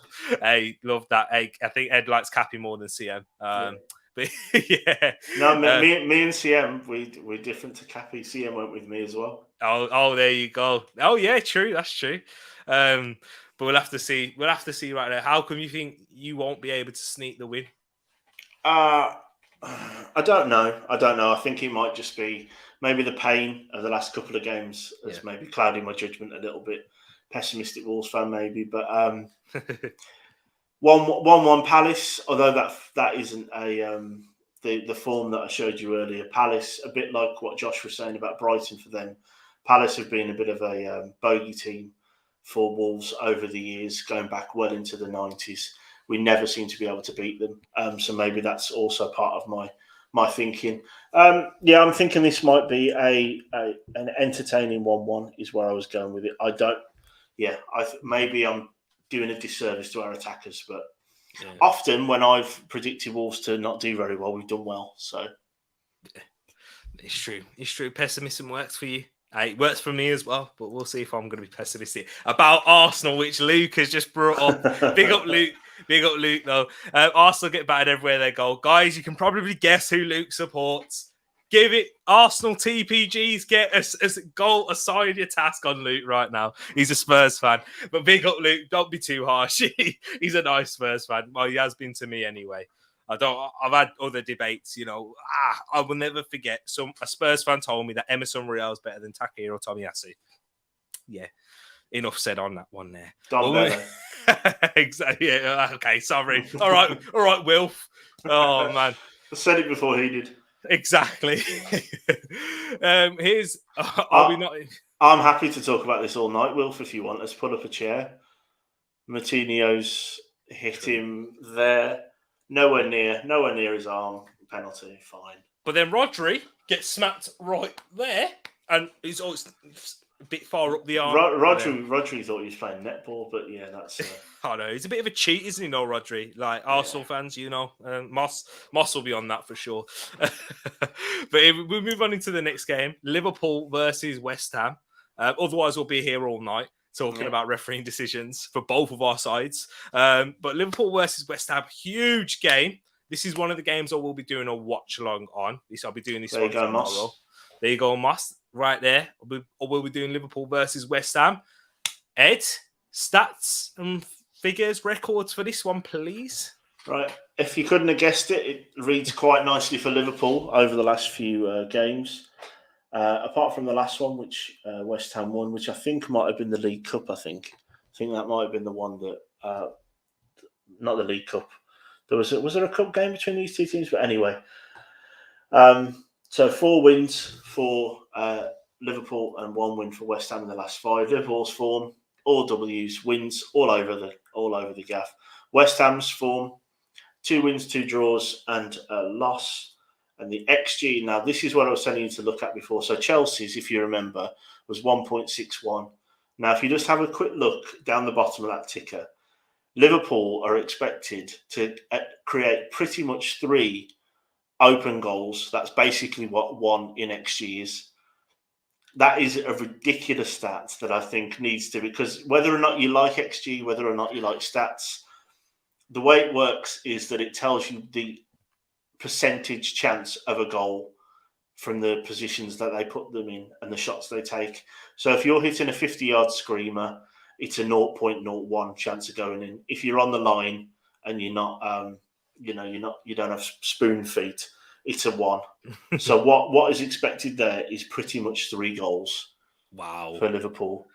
Yeah, that's where XG really shows, guys. Like how many clear-cut chances they really have, and we know with Liverpool they have the quality to put them to bed and to even score more than that with less of a chance. So that's just ridiculous to see, isn't it, really? Whereas, West Ham, 1.58, yeah, they'll get like the chance of scoring, but will they take it? Because they're not as clinical as like Liverpool are. But that's just ridiculous, especially when you compared it to the Chelsea one. And Chelsea are the 3rd best team in the league right now. Yeah, exactly. Chelsea's was 1.61. And if you look at West Ham's, they're expected to at least create pretty much 1, almost 2 chances that are clear-cut. And you think, I'd take that. When you looked at the Palace-Wolves game, we were supposed to get 1 each. That you would, that should be expected for a professional football team. Yeah. Liverpool are against any team, they're creating pretty much 3 clear-cut chances in a game. That is ridiculous. And I'm pretty sure Man City's is higher. Well, yeah. Oh no, just under. Just under. I've just checked. Oh, is it? Not by much. Right. Not by much. I've just seen West Ham's injury list. Guys, yeah, that is their injury list because they did play in the midweek and they started a lot of their key players. And look what's happened there. But before we get into that, Liverpool, Roberto Firmino, literally all the players are doubt. So they are touch and goal. Mainly the players like Thiago, Naby Keita, they're the ones who I won't expect them to be even on the bench, really. Touch and goal, whether they will. Whereas, Curtis Jones, Joel Matip, Firmino, they could be ready in there. But West Ham, Aaron Cresswell, Thomas Souček, Mark Noble, doubts. Vladimir Kufal, Yarmolenko, for the obvious reasons, what's happening so far in terms of the world. He's out. Ryan Fredericks, Arthur Masuaku, and Angelo Ogbonna. That was the most brummy that I sounded then. Arthur Masuaku. Arthur Masuaku, mate. I know. Arthur Masuaku, yeah. Masuaku, I can't do it now. It's out of my head. But yeah, it's a big injury list for West Ham. And guys, that might affect your predictions. I'll be honest, it didn't affect mine, but we'll see what I'll say. We'll see. Paxton has gone for a 2-0 Liverpool win. Salah brace. That would be fantastic. Luke was saying that Emerson is better than Tomiyasu at being ineffective. And when you said earlier about being a Tottenham fan, you enjoy the pain. So being a Tottenham fan is like having a permanent tattoo, like just consistently being tattooed. That's what I just see it as, like a non-stop tattoo. That's what it is. But Liverpool to win 3-1. European football is kicking West Ham's butt. They didn't even play in the last round, and they dropped a lot in their form in terms of performances. But now they're going to be playing Sevilla on Thursday, which should be a big game. Huge. CM gone for a 2-1 Liverpool win. And yes, there is one for a watch long for the Liverpool versus West Ham game. 3-1 to Liverpool. 2 great minds think alike. We got our corners. Big one for Watford. We'll get into that one. Don't you worry. We've got 2 more games for this part, and then we've got the double game week, which will fly through a bit quicker because we've gone through the injury suspensions and those things there. Because they may change coming up to those games. But I've gone with a 2-1 Liverpool win. Me and CM. Great minds think alike there. And hey, 3-1, which is what Ed's gone for. He's joining the TPGs. Got Moss and Wolf both going for 3-1s. Paxton went for a 2-0, didn't he? Yeah, I think that was the other one. So, yeah. No one is expecting a West Ham surprise. 2-1 T, quite close. What was you thinking? The reason why I think West Ham will set up in a very negative way and try to hit Liverpool on the counter attack. I think they'll get one, but I won't be surprised if we see David Moyes put a 5 at the back. He has done it before. He was playing it a lot last season with like 5 at the back, 3 at the back, whatever. When you play at Anfield, it's going to be 5 at the back. So I think he will go very pragmatic in this one. We know David Moyes likes to do that from time to time. I think he's pragmatic against you guys as well. And Liverpool, away. I think he'll go for that one. So, and West Ham, they're a good unit. They're probably their best aspect of their team is defensively. So I think they'll make it a tight game. Can't really see them getting battered. They made a game against Man City tight. I know the weather was a big factor in that one when it was ridiculously snowing, crazy. So that's the reason why I think it'll be tight. What about you? Why do you think it'll be a little bit more comfortable? Can you see them scoring even more than what you've said there, bro? Potentially. I think I went with 3-1, not necessarily knowing some of West Ham's. I didn't know all of those players for West Ham were where they were. I just think if you look at the front line of Liverpool, you go, wow. If you look at their defence, you go, wow. And their midfield, you go, more than capable. That's probably their weakest area, and most of those players would walk into any other team. Yeah. They're a ridiculous side, and I think West Ham are going to have an eye on that Sevilla game. That, like I said, West Ham, I felt for my club, Wolves were gettable last weekend. So, and we didn't try. So, I don't know if Liverpool put their minds to it. I think this might be a comfortable win. I think I put 1 goal down for West Ham out of respect for Mikel Antonio and Jarrod Bowen more than necessarily thinking they're going to do it. Yeah, Jarrod Bowen. Hey, he could be an audition for his next employers. Could be. That would be ridiculous if that Jarrod Bowen in that front line. I think it's potential Mane replacement as well, maybe for when Mane next season might be his last. That's what people seem to be saying. Yeah, I think Diaz will be that though. Yeah, because it's on the left, isn't it? Left side, yeah. I don't know. You don't really hear it that much from time to time. But when I say Masuaku, I can't. Masuaki, I'm going to have to say Masuaki. There you go, sorry. And Zuma getting a meow from Henderson, maybe. We might see that in this game. Apparently Chris Wood was doing it to him, wasn't he, Ed? Yeah, and there was a lot of inflatable cats in the Wolves away end, apparently. Serious? Yeah, that got confiscated before they got in. But a few got in, but yeah, there was a lot of boos, a lot of meows from the Wolves fans, and there's a lot of inflatable cats and cat masks and stuff. He's going to be, He's living a lot longer than I thought it would. I thought it was going to die down a little bit, and especially with what's happening, in the world and that, I thought that would have kind of taken the attention away. But hey, football fans, they don't let go though, do they? Ed? No. For anything. So I'm naive to think that one. But here we are. Watford versus Arsenal, the one at Vicarage Road. Ed, hit us with the stats and figures for this one, because is that in favour of Arsenal that I'm seeing there? Yes, it is. Phew. So the last 5 meetings have got 5 wins for Arsenal. So their home team is always who are put in the losses or wins column for the last 5 meetings. So unbeaten in 5 for Arsenal, with only 1 draw. Watford's form, despite Roy the boy being in, it's not looking too much better. They obviously got quite a good result against Man United last week, with 3 losses, a win and a draw. And Arsenal's form, they got quite a lucky, I don't know if you saw it on Tereak Talks, there was a very lucky last-minute goal against against a very good outfit called Wolves. But no, they've got 3 wins, a draw and a loss. Their form, much, much better than Watford's. And the XG, again, just if you link it back to what we were just talking about with Liverpool, you think of the attacking players that Arsenal have got, but their XG is 1.43, which is still above average. Watford's is 1.19.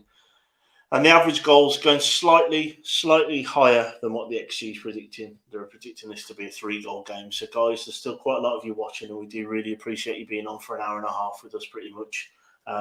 So keep your predictions coming in, especially you Arsenal fans. Definitely. Thank you so much. I really appreciate you guys always showing support. And you know what? The fact that you enjoy it, if you do enjoy it, smash a like if you haven't done so already. And tell a friend. Hey, don't forget, tell a friend. And Casey's not here, so we can't sing that song yet. But we got our cojones, big ones now. Watford, we're going to work them over, says Moss right there. But let me go into the injuries and suspensions for both sides. So, Watford, Ismail Assar is a doubt. That's the big one. So as an Arsenal fan, you can have a little bit of a sigh of relief because he was in their last win, which was against Aston Villa. He was immense. Oh, this kid, yeah, he's amazing. He won't be at Watford for long. No, he won't. That was something that, as football fans, you kind of knew when Watford were in the Premier League last time. But I don't know, he stayed there, maybe got priced out of the move. Let's hope not, Moss. Let's hope not. Exactly. But yeah, if he's a doubt, then we'll have to have a look at that. And hopefully he's not playing on the bench. If at best, Peter Atebo is out as a doubt. Well, he's a doubt. And Nicholas Nkulu is also out. And then for Arsenal, we've got Takehiro Tomiyasu, who is a doubt. And that's because mainly we haven't seen him in training. I've not listened to Mikel Arteta's press conference today, actually. But yeah, I know it doesn't really matter because he said in the game before Wolves that he's in contention to play and he wasn't even on the bench at all. So, playing a bit of the mind games there that we usually see. So I'm going with, I don't think Tomiyasu will play. At best, he'll be on the bench. But it's okay. Cedric's been a good pick. Yeah, I was going to say, is this a game where you could afford to be a little bit more cautious with bringing someone back from injury? With all due respect to Watford, you'd expect Arsenal to be able to win without the first choice right back. Yeah, exactly. We did it against you guys who are a better outfit than Watford. And I think the way Watford will set up will be similar to how you did at the Emirates in particular, where it's a bit more counter-attacking. As you said, it's Roy Hodgson. So I don't know. I don't think we'll have to worry about Tomiyasu not being fit for this one. Just make sure he's ready, sharp against Liverpool when he comes up against Luis Diaz, Salah, Mane, whoever's on that left, Jota. Oh, he's giving Tomiyasu nightmares from when he was half fit in the Carabao Cup. I'm telling you.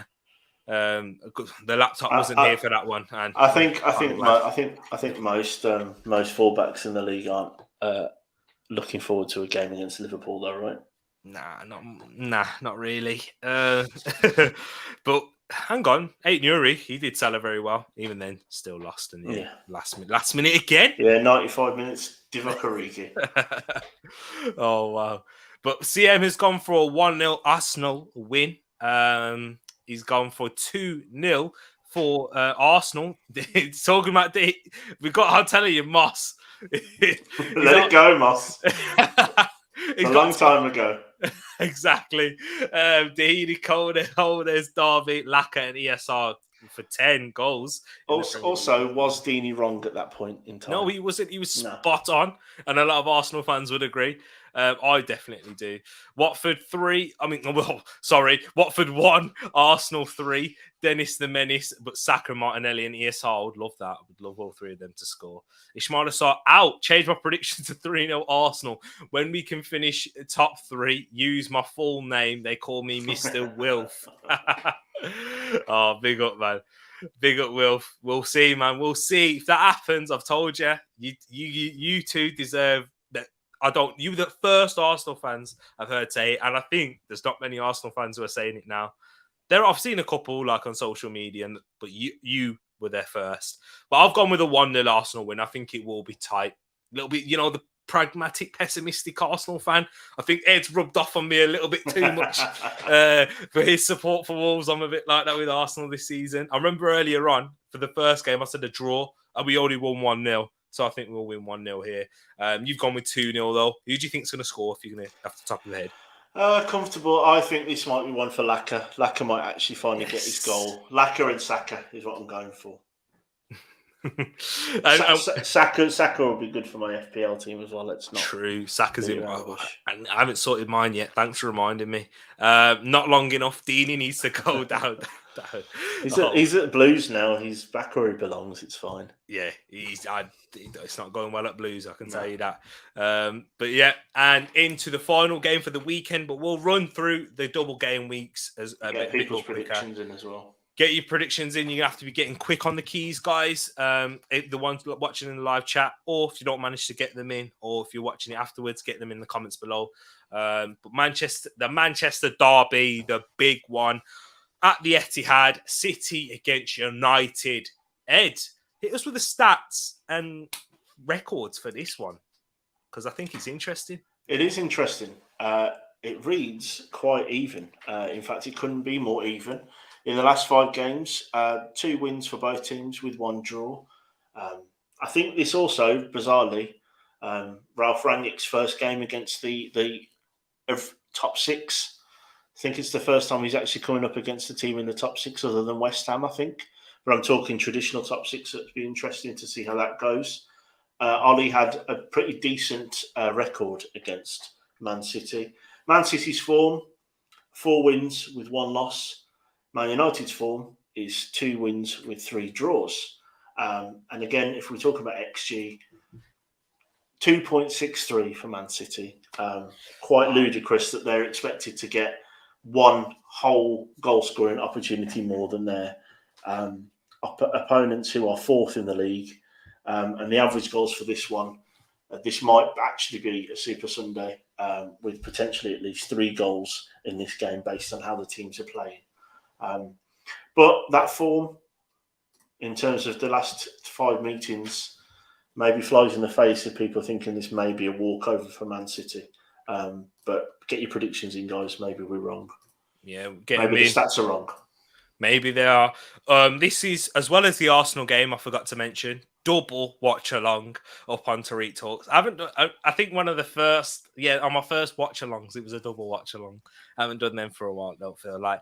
But this will be the second of the double. Manchester City versus Manchester United up on Tereak Talks. But in terms of the injuries and suspensions, because Ed, have you been clued up about the injuries? Because there is a big one. There is a big one. And that is Ruben Diaz is out for Manchester City. Okay. Pep Guardiola said he's going to be out for 4 to 6 weeks. So it's quite a long one, hamstring. Okay. And it could be longer than that. Depends really on how he recovers and if Pep Guardiola is willing to risk him, because we know these muscular injuries can be recurring a lot of the time. A la Tomiyasu at the moment, because that was just a little calf one and it's led to have more complications. But that's a big one, Ruben Diaz being out. And Nathan Ake is also out, as well as Cole Palmer, with Zach Steffen being a doubt. So that means, really, Laporte and Stones in the back line. Will that give United a bit more hope? I think anything without Diaz is going to give you hope, right? Yeah. Also, having said that, I don't think he was great against Spurs. I actually No. think he was at fault for most of the goals. Either pressing up a little bit high, trying to play an offside trap when unnecessarily needed to. Very aggressive defender, and yeah, it helps. And sometimes when you come up against like a striker like Kane, it can be, he's a bit cleverer. Harry Kane. He's a bit too clever to allow that to happen. However, against United, he would have been a big plus in both boxes. Goal scoring threat. We know United defending from set pieces have been awful really this season. So yeah, it's a big miss. But for United, all they have is Edinson Cavani as a doubt. Who hasn't been training. There's been a lot of rumours about him being on holiday for that during that time. But Ed, let's see what the predictions are saying in the chat right now. We've got, don't let the kids watch this one. Man City 3-1. Not going to be pretty for Man United, but Ed's stats and records will tell you a bit different, especially at the Etihad. We're doing 13 or ending with. Yes, we are doing 13. We're doing 13. Yeah, we're doing all of them, but we'll just blitz through those last few. Yeah, Man City 2, Manchester United 2, KDB, Sterling, Ronaldo, Brace, 1 pen. I would say, Paxton, is that a little bit more hope? But I think, is it a little bit more hope than realism? The form for both of these teams. So I think it did surprise me doing the form that, I think Ollie didn't have a bad history against this team. Exactly. And 2-1 Man City. Girlish. That's what Mom called him. And Mahrez versus 1 for Man U. Botox Naldo, as Realist calls him. Did you just quickly on Ronaldo? Did you see him posting he had an outside shower? Oh wow! What's he? Honestly, he had a bath the other day, didn't he? As well. Yeah, he did. He had a shower outside. 750,000 people watching him live stream his shower. Yeah, oh no, weird. I look at that. Wait, double watch long on Sunday. Oh man, no cider after football on Sunday. Have to rush home for that one. No cider at all, of course. And yet, double watch along. You did hear it correctly. You could have a cider with Tereak Talks, though. Will you be having a cider watching Tereak Talks, Ed, on Sunday? Potentially on Sunday, yeah. Yeah, Sunday might be. I was going to crack open a beer for this one, actually, but TCM told me this was a kids-friendly channel, so I couldn't do it. There we go. No, hey, we ain't got that paid sponsorship by the mind. No, exactly. No showing of that. All right. We'll have to tap into the emails first. We all know stats and form do one. I agree. Get chucked out the window. I don't think they do usually, I really don't. I don't think they do. When we're talking about stats like for the upcoming games, I don't know. Because when we played Spurs, for example, last season when we was in poor form, we got slapped. But when we played Spurs when we was in good form, we beat them. You know what I mean? So I don't. It's a bit another time we'll have that debate. During a watch along, I think we could do that one. Yeah, that would be a good discussion for a watch along. But yeah, in terms of our predictions, I've gone for a 2-0 Man City win, and Edmund's gone for a 2-1. So agreeing with Moss right there. I think they'll keep a clean sheet. Man United won't really pose too much for City. I think City will still set up well with Laporte and Stones at the back. Similar to what we saw at Old Trafford, dominate the game, sit on the low block, Man U trying to hit on the counter attack. And yeah, I think it'll be that. What about you? Do you think City similar and maybe United nicking a goal? Maybe. Yeah, I'm seeing United nick a goal potentially through a penalty. That's kind of where I see it. I think Man City will strangle United with the ball, just not give it to them. Yeah. But I was swayed a little bit with those, with the form and the last few times that these teams have played, which means I didn't go with the 2-3-0, which I was thinking about. Yeah, exactly. So then the Monday night game, Moss, I do set them up, but if you set them up too early, you can mess with the algorithm. I've done a little bit of research. I will set them up, but I'll send the link out when it's needed. And big up Casey, who's just come in towards the end right there. Casey, get your predictions in the comments afterwards, if you may, please, if you want. For the previous games that we spoke about. But Tottenham versus Everton, this one, the final one, actually, I forgot it was a Monday night game here at at the Tottenham Hotspur Stadium. Both teams need it, really. Ed, hit us with the records and stats for this one. Yeah, so Spurs Everton. We've got in the last 5 meetings 2 draws, 2 wins for Everton, and 1 win for Spurs. Spurs' form, if you weren't sure about them in Jekyll and Hyde, have a look at their form. Loss, win, loss, win, loss. Everton's form, 3 losses and 2 wins in that. This was done before they dumped Boreham Wood out of the cup last night. So realistically, it would actually be the same, but the W would be on the other side. And the XG for Spurs versus Everton, very close, 1.57, which I think 1.5 of that is Harry Kane and Son. I think the 0.707 comes from everyone else. Everton's is 1.35, and the average goals, again, expecting a good game on Monday Night Football with 2.75. So, Moss, this is one of those ones for your Ackers to where both teams will score. Yeah, I will be doing a watch long for this one as well, people. That's another one. Busy week, as I said. Busy. The grind is real. It is the grind. It was a slow week this week, but this is why, because I knew this was coming, so I wanted to pace myself a little bit. So yeah, we've got Spurs versus Everton. Big up Ed for the stats right there, guys. I see predictions in there. We'll get into them.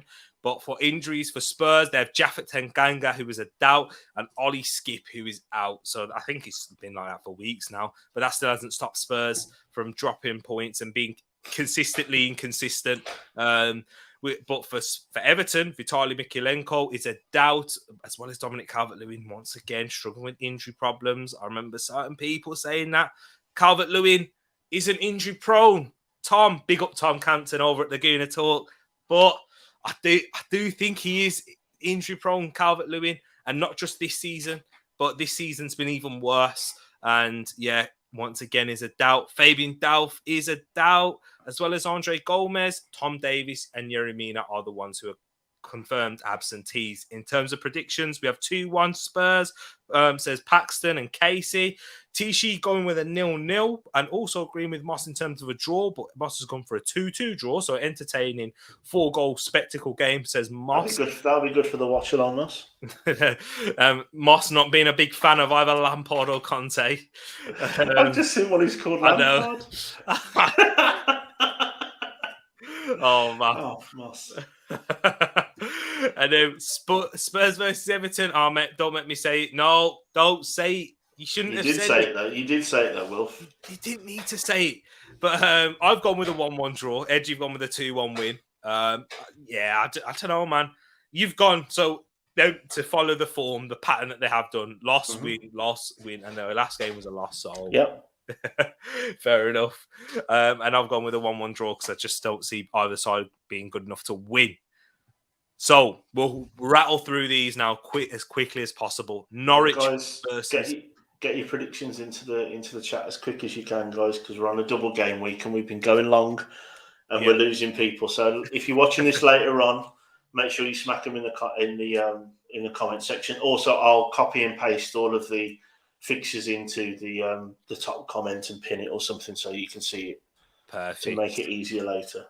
There we go. So the stats for this game, last 5 meetings, doesn't read well for Norwich, as you can imagine, with 4 losses and just the 1 draw.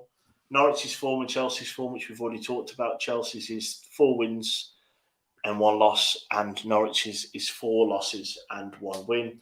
And the XG again, which we've already talked about. Norwich is just over 1.01. Chelsea's is 1.63, and the average goals is 2.5, pretty much. So XG is potentially saying this is going to be a 2-0 or a 1-1 or a 2-1, depending on how you read the stats. There we go. That one's interesting. Guys, get your predictions in the chat. We've got Paxton. I won't do injuries and suspensions because they are due to change and obviously could be different. Yeah, and we've done them already. Yeah. So Havertz brace, 2-2. Is that what you're saying for this one, or is it in reference to Wilf's last one? For me, I've gone with a 3-0 Chelsea win. Did I put that on purpose? Oh, yeah, because initially I went with the 2-0, but then I saw your prediction and I was like, nah, got to go different. So I was thinking, well, I didn't think Chelsea would score that many. But yeah, I'm still saying Everton to go down. Do you know what? These are some of the things we should be making notes of for the international break when no one cares. And we can talk about the Premier League. Because that's a big one, that is, Will. Big one. He said it in the thingy stream that I said we're doing with CM. He said it in there, and yeah, it was a big debate right there. I've gone 3-0. You've gone 2-0. Easy, comfortable win for Chelsea. Just the quality better. Yeah, quality's better, and I don't see people like Grant Hanley and the defenders that Norwich have been able to handle all of the different potential attacking options. Yeah, there you go. And Will saying he's hoping he's wrong, praying he's wrong. We'll have to wait and see. Southampton versus Newcastle. What a trip this is, by the way, to make in a midweek for the Newcastle fans. And they'll go as well. Oh yeah, they're topless. Yeah, well, that's a given. That's a given, right? So Southampton, Newcastle again. We'll just go through this quickly. Last 5 meetings, not great reading for Southampton. 1 win for them, 3 wins for Newcastle, and 1 draw. The form that we talked about earlier, both teams probably taking away Liverpool, Man City. They're the form teams in the Premier League at the minute, with unbeaten in 5, with 4 wins and a draw each. And the XG, again, that we talked about earlier, Southampton's quite high, 1.65, 1.36 for Newcastle, and the average goal of 2.37. Wow. And Paxton, quick on the keys. He's gone for a 1-0 Southampton win with Armando Broja to score again. My FPL team would love that as well, Paxton. I know he put Broja to score in the last game as well for them against Villa. 2-2 says this one. They're going for goals, man. I like this one. Moss was saying that for 2-1 Chelsea, Lukaku and Havertz against Sargent. For me, I've gone with Southampton to lose 2 and a bounce. 2-1 victory for Newcastle. Once again, I think this is what happens with Ralph Hasenhüttl. They hit a bit upturning form just when you think he's class, he's doing this and that. The Southampton squad will be his detriment. Nothing against Ralph, mainly to do with the squad, the level of players he's got, and the small squad that he's working with. But you've gone with a draw. What's your quickly on that one? Yeah, I see it's been one of those games in midweek. Both teams will probably happily take the point. It will help them both out to establish where they want to be. So I'm seeing this as one of those sort of what in the NBA you call a schedule result, where I think both teams will be quite happy with a 1-1. I see that. End of season game, isn't it? Yeah. Wolves versus Watford. Ed, your side at home for this one. 2 games at home this week. That's good for you. Yes, yeah. Hopefully, we'll bounce back from the 2 losses away from home last week. Last 5 meetings don't read that badly for either team, really, with 2 wins for Watford and 2 wins for Wolves. And that last L there was the FA Cup semi-final game where Watford and Gerard Deulofeu broke my heart. So I hate Watford. I was there with you. And Troy Deeney. Not a big fan of Troy Deeney either, Moss, because of that and the output after that with the Basques and stuff. And yes, you were with me watching that, and a very young Jacob not getting let down by Wolves for the first time. Wolves' form, 3 losses and 2 wins. Watford's form, 3 losses, a draw and a win. And the XG, Watford's is actually slightly higher than Wolves' at 1.16, 1.1 for Wolves. And the average goals for this game is just under 2. Interesting. And Wilf and Paxton going with Wolves win. Wilf says 2-0. Paxton goes 3-0 Wolves. Jimenez hat-trick. He loves him. He always puts a Jimenez hat-trick. One day, Pax, it's going to come through. One day. Has he ever scored a hat-trick for Wolves? No. Yeah. No. So, I don't know. But what did I go for? I went for a 1-0 Wolves win. Bit tighter. Once again, against the defensive side that will set up. They will score. They'll edge it. And then Watford won't break down Wolves for me. Nada. No chance. One of the best defences in the league. And you've gone for 2-0. Yeah, so, Moss, there you go. I've gone for Wolves to win. So I don't always predict us to lose. There you go. Exactly. Hey, it's a little bit optimism comes against Watford. Even with me. Big up Mama G again. Nice to see you in the chat. And then Leeds. We're still going, Mama G. We're still going. Is this the final one or is it the penultimate one? I think this is the final one. Leeds versus Villa. Big clubs. This one's at Ellen Road. Ed, hit us away with this one. Yeah, historical big clubs. Leeds, Villa. I think the first time they played each other was in the 1800s from doing the research on this one. last 5 meetings, we've got 2 wins for Leeds, 2 draws, and 1 win for Villa. The form, neither team in great form, but Leeds in much worse form, with 4 losses and a draw. And the Villa form, 2 losses, 2 wins, and a draw. And the last XG of the night, Leeds is still quite high, like we talked about earlier, at 1.78. I think that's mainly Rafinha. The away XG is 1.17, and the average goals is 2.7 for this. So yeah, guys, we're on the last one. So thanks for staying with us, and we'll keep the energy high. Don't you worry. And here we go. Tereak has gone with myself. Well, I've referred to myself in the third person. And Edmin has gone for. I've gone for a 2-1 Leeds win. Once again, new manager bounce. Actually, that's not what I went for. I forgot to fill out this prediction. No, I was going to say that's not what I said either. That was a copy and paste job. I'm going with a Villa win. Scrap that. I've gone with a Villa win by 2-1. That's what I'm thinking. What? I didn't back Leeds to do a back-to-back win. Well, I think Villa will win this 2-1. What are you saying, Ed? What did you say for this one? I said a Leeds win, actually. 1-0. Did you? Wow. And then I was thinking at this point there would be a new manager bounce because it's slightly further on down the line. Okay, yeah, I get you. I hear that. And at home, Ellen Road, they'll have a big turnout. Like they need something. They need something from it. Paxton's gone with a 0-0. I can't see Leeds doing a 0-0. To be honest, like ever again, whilst in the Premier League. I've got Wolves doing a 2-1, and then both bigger than Spuds. Exactly that there. And Moss has gone for a 2-2 draw, so gone for goals again. And Ed, same again. Well. There you go. Big up, guys. And so, yeah, here is the predictions table. It's getting closer. Edmin, last time, he was on 85 points. Now he's on 90. TTF, look at that, 10 points behind Edmin. And TTF, be careful. Don't look too far up because I'm I'm down. And I need to overtake you because I don't want this forfeit. Whatever you guys and Ed decide, collaborate on. Like, do not be that mischievous. Because, At the minute, you're doing it, right? At the minute, I'm doing it. Yeah.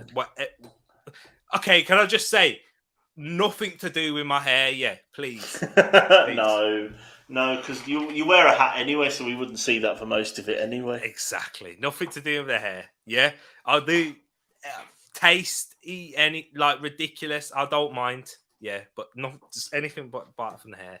But guys, thank you so much for coming and sticking with us for 1 hour and 46 minutes. Really appreciate you. We've got 7 people watching right now. Make sure you smash that like button. Subscribe to the YouTube channel if you are over there watching on Twitch. You're more than welcome. A lot of our content, watch-alongs. We present a lot more things over here. And we've got a busy week coming up. Thank you to my bro Edmin once again for doing the stats and figures, for really helping out, setting up the stream, all the things that go on behind the scenes, and even staying on long enough. We've got just a quick one as well, guys. FPL, it's about 4 or 5 weeks now till the Tereak Talks FPL Cup, and there's a giveaway for the winner of that as well. So we're thinking sort of around some kind of gift voucher that would work around the world in case Moss wins over there in sunny Canada. So make sure if you're a subscriber and you're on the FPL, it doesn't matter. Does not matter if you've started in week 1 or you start the week it happens. So the first week is game week 34. You need to be in the league by game week 33. So you've got 5 game weeks to go to get in on there and get friends, mates, female mates, whatever you call them. Get them all involved as long as they're subscribed. There'll be a chance to win something and have some fun along the way as well. Exactly. Thank you so much, people. We've got plenty more coming up. Make sure you hit the notification bell button for when a stream does go up, when a stream does go live. And so you don't miss a thing. Guys, love and peace to you all. I'll catch you tomorrow for the Liverpool-West Ham game. Look after yourselves and peace.